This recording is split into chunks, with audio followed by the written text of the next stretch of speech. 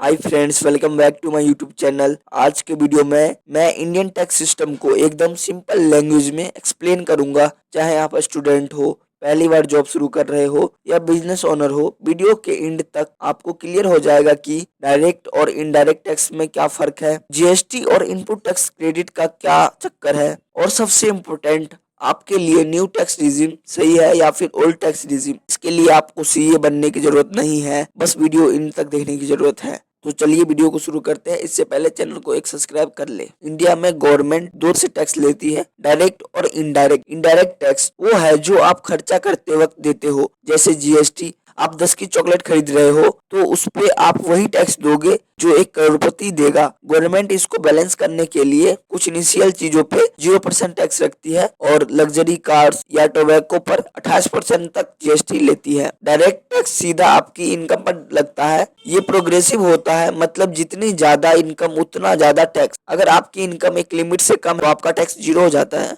आपने सुना होगा कि बिजनेस ओनर हमेशा जीएसटी बिल मांगते हैं। इसका रीजन है ITC, input tax credit. Example के लिए मान लो मैं एक यूट्यूबर हूँ और मैंने 1 लाख का कैमरा खरीदा, उस पे 18% का जीएसटी यानी 18,000 पे किया। अब जब मैंने किसी ब्रांड के साथ 2 लाख का काम किया और उस पे 18% जीएसटी यानी 36,000 लेता हूँ, तो मुझे पूरा 36,000 गवर्नमेंट को देने की जरूरत नहीं है। मैं सिंपली 18,000 जो मैंने कैमरा के लिए जीएसटी दिया था उसे माइनस करके दे सकता हूँ। बेसिकली बिजनेस में आप सिर्फ वैल्यू एड पर टैक्स देते हो, पूरे अमाउंट पर नहीं। एक पुरानी कहावत है, सैलरीड लोग पहले टैक्स देते हैं फिर खर्चा करते हैं, लेकिन बिजनेस ओनर पहले खर्चा करता है और फिर बचे हुए पैसे पे टैक्स देता है।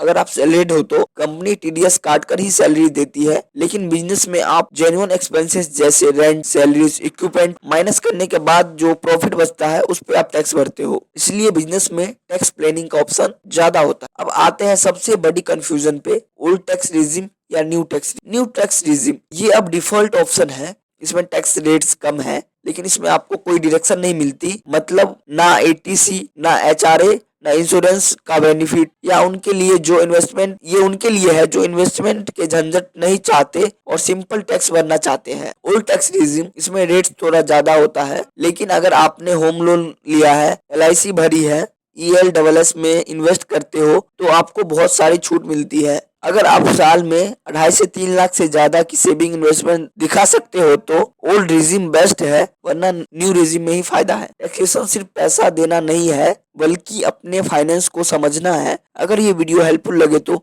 लाइक बटन जरूर दबाना। अगली वीडियो में हम बात करेंगे कि लीगल तरीके से टैक्स कैसे बचाए, तो चैनल को एक सब्सक्राइब जरूर से कर दे। मिलते हैं आपसे नई वीडियो में, तब तक के लिए बाय।